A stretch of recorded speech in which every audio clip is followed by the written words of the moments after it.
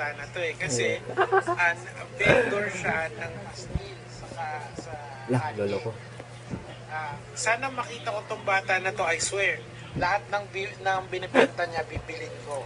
I swear, pag nakita ko tong bata Thank you po. na to. Kasi, ang galing ng storya niya. Pastil for my tuition, 10 pesos lang. Grabe, natutuwa ako sa kanya. What a wonderful person this kid is. Kasi nga, napagsabay niya yung negosyo at business. Yung sitwasyon nito, wala rin sila sa buhay. Kaso, imbis na magtatalak sa internet, yung gawa, yung makikita mo. Hindi siya masyadong masalita itong bata na to eh. Talagang benta lang ng pastil eh. What a wonderful person itong tao na to.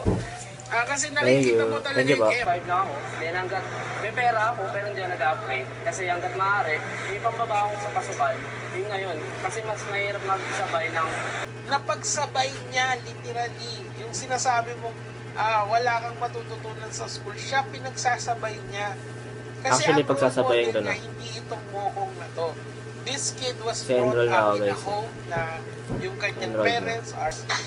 Thank you, Sir Tico David. Maraming salamat sa pag-feature. Nakakatuwa. Kasi kayo po yung mga isa sa mga, yun nga, inaanga ko mga YouTuber. Thank you po.